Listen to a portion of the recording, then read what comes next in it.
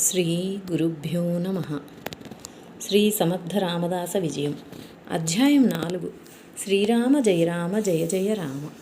శ్రీ నిత్యానందుల వారు అవతార పురుషులైన శ్రీ సమర్థుల బాల్యలీలను మనసులో దర్శించుచూ ఇలా ప్రార్థించారు. జయము జయము శ్రీ గణేశ, నీవు సిద్ధిపతివి. నిన్ను శరణుజొచ్చి నీ పాదదాసుడైన నిత్యానందుడు శ్రీరామానుగ్రహ సంపన్నుని చరిత్రమును చెప్పబూనినాడు. ఆ లీలలను ప్రవచనం చేయాలన్నా, శ్రద్ధతో శ్రవణం చేయాలన్నా ప్రథమ గురువు ప్రథమ దైవమునైనా నీ అనుగ్రహంతోనే సాధ్యమవుతుంది. తండ్రి గణనాయక, నీవు మా మనసులో నిలిచి ఎట్టి వికల్పమును రాకుండా ఈ దివ్య చరిత్రమును కొనసాగనిమ్ము. శరణు శరణు అని మనసారా శ్రీ గణేశుని ప్రార్థించి విద్యాసాగరునితో, వత్స, శ్రీ స్వామివారి బాల్యలీలలు అత్యద్భుతములు, చక్కగా ఆలకించు అని ఇట్లు చెప్పసాగిరి. శ్రీ సమర్థుల బాల్యము. శ్రీ సమర్థుల చిన్నప్పటి నామధేయము నారాయణాయని తెలిపినాను గదా. అతని జననం తర్వాత సూర్యాజీ పంత్ ఇంటిలోనే గాక ఆ గ్రామ ప్రజలందరికీ కూడా సకల శుభములు చేకూరినవి. సకాలంలో వర్షములు కురిసి చక్కని పంటలు చేతికందినవి. సూర్యాజీ ఇంటిలో సకల సమృద్ధి కలిగి దేనికి లోటు లేకుండెను. అందరికీ సుఖశాంతులు కలిగి ఉండెను. బాలుడైన నారాయణ ఒక్కొక్కసారి గంభీరంగానూ ఒక్కొక్కసారి ప్రసన్న వదనంతోనూ ప్రకాశించేవాడు. ఏడుపన్నది ఎరుగుడు. ఇరుగు పొరుగు వనితలందరూ ఏదో ఒక నెపంతో రేణుబాయిని పలకరించి నారాయణని ఎత్తుకుని ముద్దాడిపోతూ ఉండేవారు. నారాయణని ఎత్తుకొనిదే వారికేదో పొద్దుపోదన్నట్లనిపించేది. ముద్దులు మూటగట్టే ఆ బాలుని ఆకర్షణ అటువంటిది. రేణుబాయికి వృద్ధే తెలిసేది కాదు. ఇంటిలోని పనులు, ఇద్దరు కుమారుల సంరక్షణలో నిరంతరం మునిగిపోయేది. సూర్యాజీకి గ్రామ వ్యవహారములు, కుమారుల ముద్దుముచ్చటలు దినమొక క్షణంగా గడుస్తున్నది. నారాయణ శుక్లపక్ష చంద్రుని వలె దినదినాభివృద్ధి నొందుచుండెను. సూర్యాజీ తన రెండవ కుమారుని కూడా సద్గురువైన ఏకనాథ మహారాజు వారి పాదములపైన ఉంచిన గాని తనకు మనశ్శాంతి కలుగదని భార్యాపిల్లలతో సహా బయలుదేరి పైఠానుకు చేరుకొనెను. సూర్యాజీ కుటుంబముతో అక్కడికి చేరుసరికి నాథ మహారాజు వారి ఇంట వైశాఖ పూర్ణిమ ఉత్సవములు జరుగుచుండెను. అందులో భాగంగా శ్రీ పాండురంగనికి అభిషేకములు, అర్చనలు జరిపించి నైవేద్య సమర్పణ గావించిరి. తదుపరి శ్రీ నాథ్ మహారాజ్ వారు భాగవతమందలి మధురమైన ఘట్టములను భక్తులకు వినిపించుచున్నారు. చాలామంది భక్తులు అచ్చట కూర్చుని శ్రవణం చేస్తున్నారు. వారు ప్రవచించే ఘట్టం శ్రీకృష్ణుడు తనను చంపడానికి వచ్చిన పూతనను ఆకర్షించుకుని సంహరించే ఘట్టం. అవతార పురుషుడు మొదటిసారిగా దుష్ట సంహారం చేసే సన్నివేశమది. సరిగ్గా అదే సమయానికి సూర్యాజీ దంపతులు పిల్లలతో సహా లోనికి ప్రవేశించినారు. నాథ్ మహారాజ్ కథాగానం ముగించి రంగనికి మంగళహారతులిచ్చినారు. భక్తులందరినీ భోజనములు చేయమని ప్రార్థించి తాను బిరబిరా సూర్యాజీ దంపతులున్న చోటికి వచ్చి తన భార్య అయిన గిరిజాబాయి చేతిలోనున్న నారాయణను చేతుల్లోకి తీసుకుని ఆనందపరవశులై, ఓహో వానరవీరా, నేను చేపట్టిన ధర్మోద్ధరణ కార్యాన్ని నెరవేర్చడానికి అవతరించావా అంటూ ముద్దాడినారు. తర్వాత సూర్యాజీ, మీ ఇద్దరు పిల్లలపై నా తరువాత నా కార్యభారమును వేయుచున్నాను. వీరు నీకే కాదు నాకు కూడా ఆధ్యాత్మిక వారసులంటూ మురిసిపోయినారు. సూర్యాజీ దంపతులు కొన్ని రోజులు ప్రశాంతంగా గురు సన్నిధిలో ఆనందంగా గడిపినారు. ఆ సమయంలో ఏకనాథ దంపతులు ఆ బాలురిరువురితో ఎంతో ఆనందిస్తూ మురిపెంగా చూచేవారు. గురుదేవులను మురిపించే విధంగా తన పిల్లలున్నందుకు సూర్యాజీ కూడా పరవశుడైనాడు. తన పిల్లలకు సద్గురుని సన్నిధి లభించిందని పొంగిపోయాడు.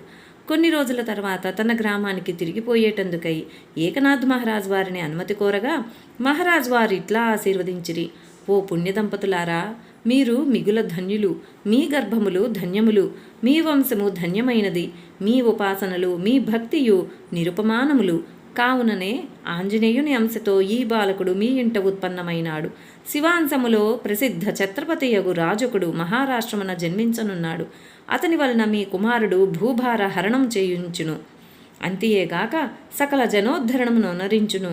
గురువుల ప్రబోధంతో నేను ఆరంభించిన ధర్మకార్యములన్నీయు ఇతడే సంపూర్ణమునరింపగలడు. ఇక భువిపైన మా కర్తవ్యం పూర్తయినట్లే. భగవానుడే సదా రక్షించగలడని ఆశీర్వదించి వారిని సాగనంపెను. గురువాక్యములు కొంత అర్థమైనవి, కొంత అర్థం కాలేదు. సంతోషము, బాధ సమానంగా పెనవేసి మనసులో అలజడి రేపగా సూర్యాజీ నెమ్మదిగా స్థిరపరుచుకుని వీడ్కోలు తీసుకుని తన గ్రామానికి తిరుగు ప్రయాణం అయ్యాడు. మనసంతా ఒకటే ఆందోళనతోనే జాంబా గ్రామానికి చేరుకున్నాడు. క్రీస్తు శకం 1609, శక సంవత్సరం 1531. సౌమ్యనామ సంవత్సర ఫాల్గుణ బహుళ షష్ఠి నాడు నాథమహారాజు దేహం చాలించారని తెలిసి సూర్యాజీ దంపతులు అమితంగా దుఃఖించారు. నారాయణ క్రమంగా సప్త బాల్యావస్థలను దాటి నడక నేర్చుకున్నాడు. ముద్దు ముద్దు మాటలతో అందరినీ అలరిస్తూ ఉన్నాడు. అతని శరీరము దృఢంగాను, తేజోవంతంగాను, పుష్టికరంగాను, అత్యంత సుందరముగాను ఉండేది. కన్నులు ఆకర్షణీయంగా ఉండేవి. ఆ చూపుల లోతులు ఎవ్వరికీ అంతు చిక్కనట్లు గోచరించేవి. నడకన వచ్చినది మొదలు నారాయణ అల్లరి ఇంతింత కాదు. మితిమీరిన అల్లరి చేసినప్పుడు దండించవలెననుకున్న పెద్దవారు అతని కొంటె చూపుల వలలో చిక్కి కొట్టలేకపోయేవారు. నారాయణ చేయు కొంటె చేష్టలు ఆనాడు గోకులంలోని శ్రీకృష్ణుని లీలలను తలుపునకు తెచ్చుచుండేవి. నారాయణ చిన్ననాటి స్నేహితులతో చేయు చిలిపి పనులు, హాస్యరసము నొలికించు కొంటె చూపులు చూడచూడ ముచ్చట గొలుపుచుండేవి. అసలే హనుమంతుని అవతారం.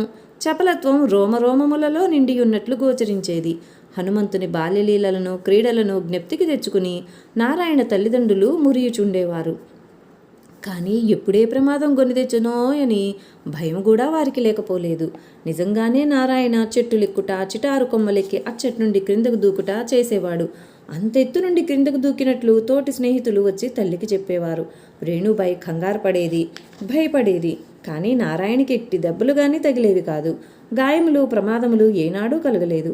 తోటివారితో ఆటల సమయంలో నారాయణ ముఖం వికారంగా పెట్టి అనగా కోతివలే పెట్టి వారిని భయపెట్టేవాడు. వారు ఏడుస్తుంటే మళ్ళీ వాళ్ళ భయం పోగొట్టి తానే నవ్వించేవాడు. సాక్షాత్ బాల ఆంజనేయుని చేష్టలే నారాయణవన్నీ అని తల్లి తండ్రి హనుమంతుని స్మరించుకునేవారు. పెద్ద కుమారుడైన శ్రేష్ఠుడెంత సాత్వికుడో చిన్నవాడంత కొంటేవాడు. ఇతడు కారణజన్ముడు గనక పెద్దవాడైన పిదప యోగ్యుడు కాగలడని సూర్యాజీ రేణుబాయిని ఓదార్చేవాడు. తన్మయత్వంతో గురు నిత్యానందులు నారాయణ బాల్యక్రీడలను వివరిస్తుంటే పారవస్యంతో విద్యాసాగరుడు శ్రవణం చేస్తున్నాడు. ఒక్క క్షణం వారు ప్రవచనం ఆపగానే, గురుదేవా, కథకు అంతరాయం కలగరాదని ఇంతవరకు నా ఉత్కంఠను ఆపుకొన్నాను. తమరు నారాయణ సప్తబాల్యావస్థలను దాటినాడన్నారు. ఆ 7 అవస్థలేమిటో వివరించలేదు. దయతో వివరించి నన్ను కృతార్థుని చెయ్యండి అంటూ ప్రార్థించాడు.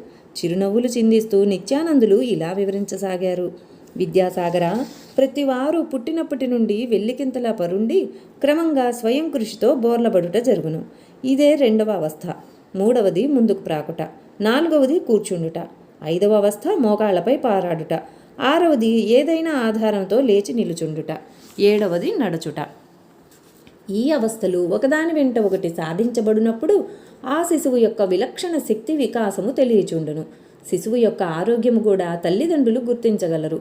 పూర్వము నుండి ఒక సదాచారం గలదు. ప్రథమావస్థలో ఊయల్లో పరుండబెట్టి ఉత్సవం చేసి పెద్ద ముత్తైదువులతో దీవెనలిప్పించెదరు. తదుపరి 2వదైన బోర్లబడుట జరిగినప్పుడు బొబ్బట్లు పంచిపెట్టి ఆశీర్వచనం లిప్పించెదరు. 3వదైన ముందుకు ప్రాకుట, గుండ్రంగా తిరుగుట చేయునప్పుడు జంతికలు, నువ్వులుండలు పంచుకొందురు. అప్పుడే శిశువు నవ్వుట నేర్చుకొనును. తర్వాత కూర్చుండుట 4వ అవస్థ. అప్పుడు కూర్చుండజేసి అన్నప్రాసనం చేసి అందరికీ అన్నదానం చేసెదరు. 5వ అవస్థలో శిశువు 2 చేతులు 2 మోకాళ్ళు భూమిపై ఆనించి ముందుకు పోవును. పారాడుట అందరు.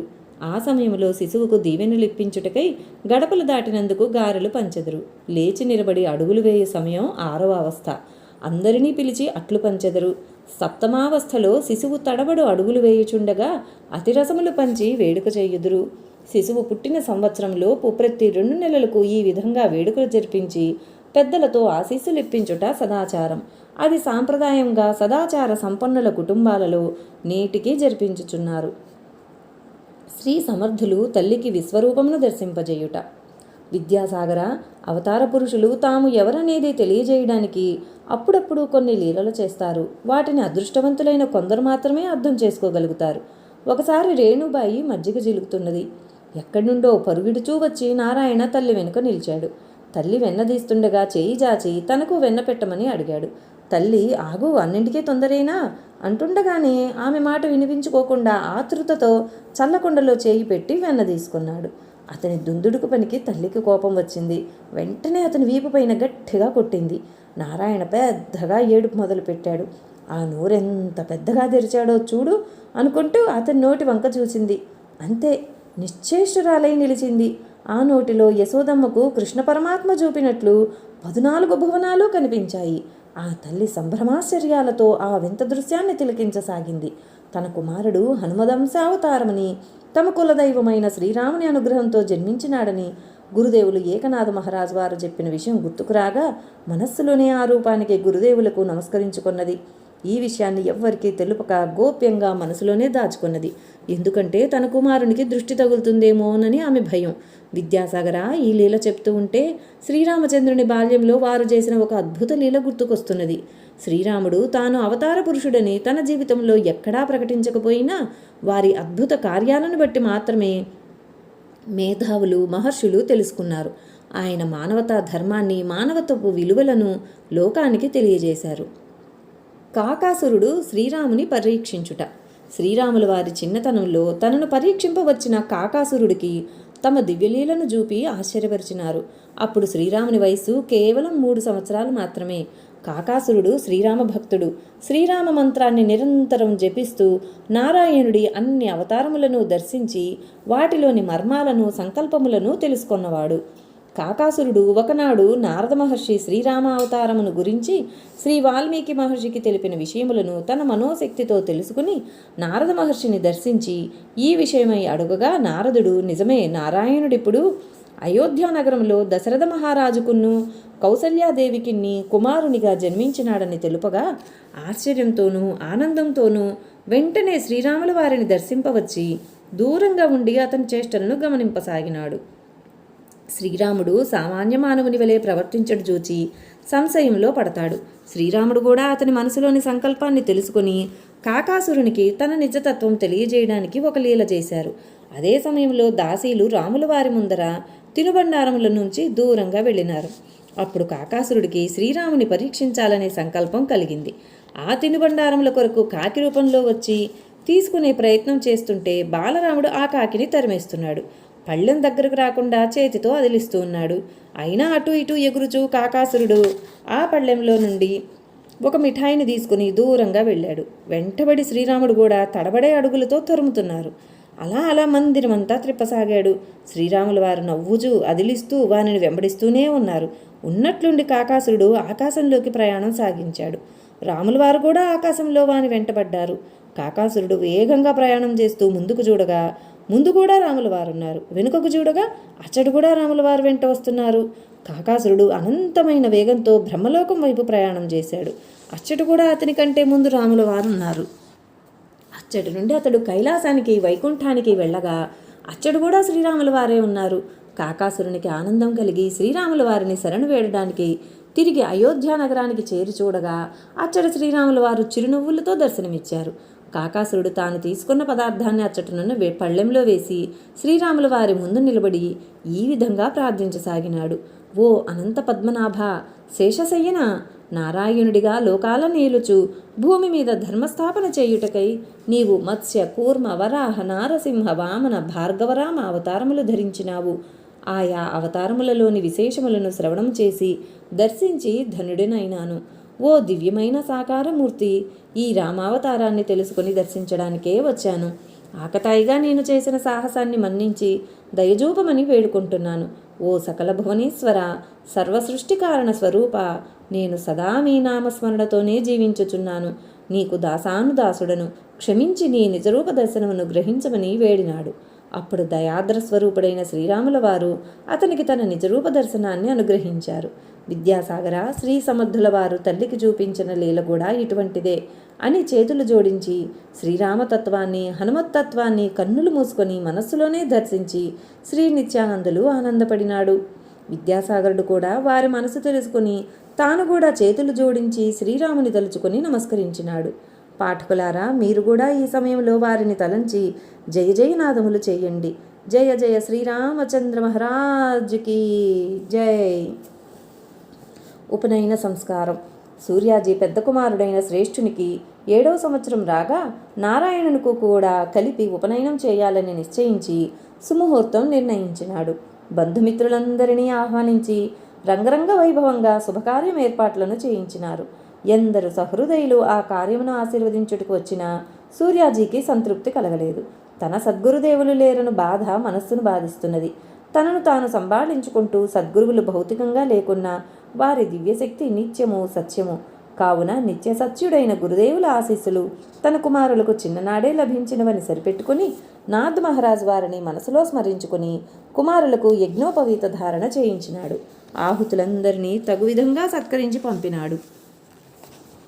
సమర్థుల విద్యాభ్యాసం. కుమారులిరువురకు ఉత్తములైన ఉపాధ్యాయుల వద్ద వేదాధ్యయనము కొరకు ఏర్పాట్లు గావించినారు. అవతారమూర్తులైన ఆ బాలకులిరువురు అతి శీఘ్రకాలంలోనే వేద విదితమగు విద్యలన్నింటినీ అభ్యసించినారు. నిత్య నైమిత్తిక కర్మములు, పూజాది హోమ ప్రక్రియలన్నీ సశాస్త్రీయంగా నేర్చుకునిరి. వీరి విద్యా గ్రహణ శక్తికి, ధారణాశక్తికి ఉపాధ్యాయుడే అచ్చెరువొందెను. శిష్యుల ప్రజ్ఞాపాఠవములను, వేదరహస్య గ్రహణమును, ఉపనిషత్ వాక్యములను అతి సులువుగా అవగతమునరించుకుని తీరును చూచి మురుసుకునేవారు. శిష్యుల ప్రతిభను వారి ఎదుటే ప్రశంసించరాదు కావున వారి తండ్రితో ముచ్చటించే సమయంలో ఇలా అనేవారు: సూర్యాజీ, నీ కుమారులు సామాన్యులుగారయ్యా, ఖచ్చితంగా అవతారమూర్తులే. వీరికి విద్య నేర్పించే అవకాశం మాకు కలగడం మా పూర్వపుణ్య విశేషం. మా జన్మజన్మాంతరాల సుకృతం వల్లనే ఇటువంటి శిష్యులకు గురువుగా మేము నియమించబడితిమి అని పొంగిపోయేవారు. సమర్థుడు విద్యాభ్యాసం చేసే సమయంలో అతి గంభీరమూర్తి అయి గోచరించేవాడు. గురుదేవుల పట్ల శ్రద్ధాభక్తి వినయములతో ప్రవర్తించేవాడు. గురు సన్నిధిలో అతనికి మరే ధ్యాసయూ ఉండేది కాదు. ఏకాగ్ర చిత్తముతో విద్యలను ఆకలింపు చేసుకున్నటలో లీనమయ్యేవాడు. అనతి కాలంలోనే సంస్కృతమందుగల కావ్యములన్నీ పఠించినాడు. తోటి విద్యార్థులకు బోధపడని రహస్యములను, వాని మూలతత్వములను అతి సులువైన రీతిలో బోధపరిచేవాడు. ఎంతో నేర్పుతో, ఉపమానాలతో వారి మనసులకు అర్థమగు విధంగా చక్కగా చెప్పేవాడు. కానీ విద్యాభ్యాస సమయం పూర్తి కాగానే వీధినబడి పిల్లలందరినీ కూడగట్టుకుని తన సహజమైన అల్లరి చేష్టలు చేయ సమకట్టేవాడు. అనగా ఇంకేముంది, చెట్లెక్కుట, కొమ్మలు విరుచుట, కొమ్మలు పట్టుకుని ఊయల్లోగుట, పైనుండి దుమ్ముకుట, గోడలెక్కి ఇండ్లపైన గెంతుట చేస్తూ ఊరి వారినందరినీ భయపెట్టేవాడు. పెద్దలు, పిల్లలు నారాయణ పడిపోయినాడని చెప్పేవారు. దగ్గరికెళ్ళి చూచేసరికి అతనికి ఏమాత్రం దెబ్బలు తగిలేవి కాదు. అతని చేష్టలు చూసి గ్రామస్తులు కొందరు అతని తల్లికి, తండ్రికి చెప్పేవారు. వారందరూ పెద్దవాడిని మెచ్చుకునేవారు. చిన్నవాని చేష్టలకు వ్యాఖ్యానములు చేయుచుండువారు. నారాయణ పనులే వారికి అర్థమయ్యేవి కాదు. అతను హద్దుబద్దు లేకుండా చేసే పనులకు కోపం వచ్చేది. కానీ అతన్ని చూడగానే హనుమంతుడు గుర్తుకొచ్చేవాడు. ఏమీ అనలేకపోయేవారు. పురాణ ఇతిహాసములలో ఆ హనుమంతుల వారు చేసే బాలక్రీడలను, ఆనాడు అతని తల్లిదండ్రులైన అంజనాకేసరులు పొందిన ఆతృత, ఆందోళనలు గుర్తుకొచ్చేవి. కుమారులిద్దరికీ విద్యలన్నీ పూర్తిగా వచ్చినవి. కానీ సూర్యాజీ మనసులో సంతోషం బదులు చింత అధికమైంది. ఇంతటి ఉత్తమ బాలకులకు సద్గురువుల వద్ద మంత్రోపదేశం లభిస్తే బాగుండేది. సద్గురు ఏకనాథ మహారాజు వారు లేరు. వారు పెద్దవాడు గొప్ప శ్రీరామ భక్తుడవుతాడని, చిన్నవాడు ధర్మోద్ధారకుడవుతాడని, నా ధర్మ కార్యములన్నీ వీరే పూర్తి చేస్తారని చెప్పిన విషయం గుర్తుకు వచ్చి కొంత శాంతి పొందేవారు. అంతేకాదు, సూర్యభగవానుని వాక్కులు జ్ఞప్తికి వచ్చేవి. వారు నా అంశతో ఒకడు, హనుమదంశతో ఒకడు పుడతారని వరమిచ్చినారు కదా. సాక్షాత్ శ్రీరామచంద్రుల వారే వీరు జన్మించక పూర్వమే దీవించిన దీవెనలు గుర్తుకొచ్చేవి. కావున వారికి నా వంటి సామాన్యుడు ఎట్లు గురువు కాగలడు? మహోన్నత పురుషులే వీరికి గురువులుగా తప్పక లభించగలరని తనలో తానే స్వస్థత చెందేవాడు. సప్తవిధ గురువులు. ఒకానొక పర్వదినమున సూర్యాజీ పంత్ గృహ ప్రాంగణంలో అత్యంత వైభవోపేతంగా గ్రామస్తులంతా వచ్చి ఆసీనులైనారు. ఆ సందర్భంలో సూర్యాజీ పంత్ ధార్మిక, ఆధ్యాత్మిక విషయములు ప్రవచింప ప్రారంభించెను. ఆ సభలో రేణుబాయి మరియు కుమారులు ఇరువురూ పాల్గొనియుండిరి. అంతేగాక శ్రేష్ఠునికి నారాయణకు విద్యలు నేర్పించిన ఉపాధ్యాయులు కూడా ఆసీనులయ్యుండిరి. అటువంటి శుభవేళ సూర్యాజీ పంత్ గురుతత్వమును లఘువుగా చెప్పబోనెను. ధార్మికులారా, గురుతత్వము అత్యంత రహస్యమైనది. అది విశ్వమంత విశాలమైనది. పార్వతీదేవికి పరమశివుడు గురుతత్వాన్ని బోధించారు. దాని పేరే గురుగీత. అందు సద్గురువు యొక్క కళ్యాణ గుణములు వర్ణించి ఈ విధంగా ఉండేవాడే పరమగురువని ప్రబోధించారు. గురవో బహవః సంతి శిష్య విత్తాపహారక తమేకం దుర్లభం మన్యే శిష్య హృత్తాపహారకం. ఈ విశ్వమందు ఎందరో గురువులు శిష్యుల విత్తమును హరించుటకు మెత్తని మాటలు చెప్పువారుందురు. కానీ శిష్యుల హృదయంలోని తాపము హరింపజేయగల ఉత్తమ గురువులు మాత్రమే పరమగురువులు అనబడుదురు. పూర్ణజ్ఞాని అయిన గురువులు లభించుట అరుదు. వారు నిర్మలులు, శాంతచిత్తులు, మితభాషులు, సదాచారులు, ఇంద్రియములను జయించిన వారే ఉందురు. శిష్యుని సమస్త సందేహములను దూరం చేసి జనన మరణ భయమును పోగొట్టు మహితాత్ముడు అనేక జన్మలలో ఆచరించిన పుణ్యం వల్ల మాత్రమే లభించును. అటువంటి పరమగురువును పొందిన శిష్యుడు ధన్యజీవుడు. అంతేకాదు పరమశివుడు పార్వతికి సప్తవిధ గురువులు భూమిపై ఉంటారని తెలిపినాడు. వెంటనే ఆ గ్రామ ఉపాధ్యాయుడు లేచి, మహాత్మా, సప్తవిధ గురువులు ఉన్నారా? వారిని గురించి వివరంగా తెలపండి అని కోరగా, సూర్యాజీ, చాలా మంచి ప్రశ్న వేసినావు. ఈ విషయాన్ని నేను మా గురుదేవుల ద్వారానే తెలుసుకున్నాను. ఈ వివరములు శిష్యుడు కాదగినవాడు తప్పక తెలుసుకొనవలసి ఉన్నది. ఆ 7 గురువుల వ్యవహారములను ఇప్పుడు తెలిపెదను. 1 సూచక గురువు, 2 వాచక గురువు, 3 బోధక గురువు, 4 నిషిద్ధ గురువు, 5 విహిత గురువు, 6 కారణ గురువు, 7 పరమ గురువు. అయితే నిషిద్ధ గురువుల విషయం తెలియక వారి వలలో చిక్కినవాడు అధోగతి పాలవుతాడని కూడా హెచ్చరిక చేశాడు. 1 సూచక గురువు అక్షర జ్ఞానం గాని, వృత్తి విద్యను గాని, శిల్పకళలను గాని బోధించి లౌకిక జ్ఞానంతో జీవనం గడుపుటకు కావలసిన విద్యను నేర్పువాడు సూచక గురువు అనబడును. 2 వాచక గురువు ధర్మాధర్మములను, కృత్యాకృత్యములను, వర్ణాశ్రమ విధులను తెలిపి జీవితమును ధర్మ మార్గంలో నడుపుకొనుటకు మార్గమును బోధించువాడు వాచక గురువు. పురాణ ఇతిహాసములు, శాస్త్ర విషయములను తెలుపును. 3 బోధక గురువు మంత్రమును ఉపదేశించి జపతపాదుల ద్వారా, సాధనల ద్వారా జీవితాన్ని పవిత్రీకరించుకొనుమని బోధించు గురువు బోధక గురువు. 4 విహిత గురువు నిత్యానిత్య వివేక జ్ఞానమును కలిగించి సంసారమునందుగల దుఃఖములనెల్లా సహించుకొనుచు, కర్మానుభవములను భరించుకొనుచు దీని నుండి ఎన్నటికైనా జీవుడు విడిపడవలనని తెలిపి జీవునికి హితము చేయువాడు విహిత గురువని తెలిపినారు. 5 కారణ గురువు ఆత్మ, పరమాత్మ జ్ఞానములను, తత్వమస్యాది మహావాక్యాలకు అర్థము తెలిపి వ్యక్తిని జ్ఞాన సాధనకు ప్రోత్సాహపరచువాడు కారణ గురువు. వేదసారము, ఉపనిషత్సారముల ఆధారంగా మానవుని పునీతుని చేయువాడు లభించట కూడా ఒక కారణమే. కావున కారణగురుడు గొప్పవాడు. పరమగురువు జీవుడు చేసుకున్న అనేక జన్మల పుణ్యఫలం చేత పరమగురువు లభిస్తాడు. పరమగురువు లభించిన వానికి అతని సేవలో నిమగ్నుడైతే పునర్జన్మయే లేదని శివుడు చెప్పి ఉన్నాడు. సాధకుని సకల సందేహాలను దూరీకరించి పరమగురుడు బ్రహ్మతత్వమును దర్శింపజేయగలడు. కావున అన్వేషణ చేత, శుద్ధ భక్తి చేత, నిరంతర స్మరణ చేత, నిర్మలాంతఃకరణ చేత అటువంటి పరమగురువు లభిస్తారు. 7 నిషిద్ధ గురువు మోహన, మారణ, వశీకరణాది క్షుద్ర మంత్రోపాసనల చేత ధన, ప్రలోభ, వాంఛాపూర్ణములను దృష్టిలో ఉంచుకొని మంత్రతంత్ర విద్యలను నేర్పించువాడు నిషిద్ధ గురువు. ఈ వలలో పడినవాడు సృష్టి ఉన్నంతకాలం మానవ జన్మ లభించక క్రిమి కీటకాది జన్మలందే తిరుగుచూ ఉంటాడని పరమశివుడు చెప్పినారు. ఈ విషయాన్ని విని మాతా పార్వతీదేవి పరమశివుని ఇలా ప్రశ్నిస్తుంది. స్వామి, ఇంతటి దుర్గతి ఉన్నదని తెలియక పొరపాటునో, గ్రహపాటునో, తెలివి తక్కువ చేతనో అటువంటి నిషిద్ధ గురువు పాలబడితే వాని గతి అధోగతియేనా? దేవా, అటువంటి వాడు ఉద్ధరించబడే మార్గమే లేదా అంటూ ప్రశ్నించగా పరమశివుడు ఇలా చెప్పినాడు. తాను అనుసరిస్తున్న మార్గం తప్పని తెలుసుకుని మరణించేలోపు ఆ మార్గాన్ని విడిచి పశ్చాత్తాపమును పొంది ఆ పైన భగవన్నామస్మరణం చేయుచుండినచో అతడు సద్గురు కృపకు పాత్రుడు కాగలడని ఆన తెచ్చినారు. ధార్మిక సోదరులారా, జీవితంలో గురుమార్గమే అందరికీ అనుసరణీయమై ఉన్నది. జన్మ వచ్చినందులకు మోక్షమార్గం పొందే ప్రయత్నం అందరూ చేయవలసిందే అనెను. అంతేకాదు, ఈ సప్తవిధ గురువులలో ఒక్క నిషిద్ధ గురువు తప్ప సూచక, వాచకాది గురువులందరూ మానవునికి జీవితానికి ఒక్కొక్కరు ఒక్కొక్క విధంగా ఆధ్యాత్మిక మెరుగులు దిద్ది తోడ్పడేవారే. వీరెవరు తారసపడినా శిష్యునికి మంచి మార్గం దొరికినట్లే. శిష్యుడెందరు గురువుల వద్దకైనా జ్ఞానార్జన కొరకు పోవచ్చును అని తెలిపిన మహాదేవుడు తేనెటీగా అనేక పువ్వుల నుండి తేనె తెచ్చుకున్నట్లు విజ్ఞానమును సేకరించుకొనవచ్చునని చెప్పారు. శిష్యునికి అందరి యందు హరుడే నిలిచి ఉన్నాడని దృఢభావం ఉంటే భగవదనుగ్రహం చేత సద్గురువు లభిస్తాడని చెప్పుచుండగా అందరూ చాలా శ్రద్ధతో ఆలకిస్తున్నారు. ఆ సమయంలో శుభేచ్ఛ కలిగిన సూర్యాజీ పెద్ద కుమారుడైన శ్రేష్ఠుడు ఒక్క ఉదుటను లేచి వచ్చి పరుగున వెళ్ళి తండ్రి పాదములు పట్టుకుని, తండ్రి, గురుమంత్రోపదేశం పొందాలని నా మనస్సు పదే పదే నన్ను ప్రేరేపించుచున్నది. సంత్ ఏకనాథ మహారాజు వంటి సద్గురువులకు మీరు శిష్యులు. వారి అనుగ్రహం పరిపూర్ణంగా పొంది ఉన్నారు. తమరే నాకు తరుణోపాయం చూపించి నన్ను కృతార్థుని చెయ్యండి అంటూ గొంతు గద్గదికం కాగా దుఃఖ హృదయంలో నుండి పొంగి వస్తుండగా పెద్దగా రోధించసాగాడు. తండ్రి వాని లేపి అక్కున చేర్చుకుని శిరస్సు నిమురుచు, నాయనా, ఊరట చెందుము. నీవు కారణజన్ముడివి. నీచే ధర్మకార్య నిర్వహణ చేయించడానికి నిర్ణయించిన పరమాత్మ ఉత్తమోత్తమమైన గురువు యొక్క అనుగ్రహాన్ని తప్పక కలిగిస్తాడు. నా మనసులోని తపన కూడా అదే. పరమభాగవతులైన మా సద్గురుదేవుల వంటి గురువుల కృప నీకు కలగాలని మా గురుదేవులను నిరంతరం స్మరిస్తున్నానని వానిని తన ప్రక్కన కూర్చుండజేసి ఊరడిల్ల చేసినాడు. మా వంశంలోని వారందరికీ శ్రీరామానుగ్రహం కలిగినది.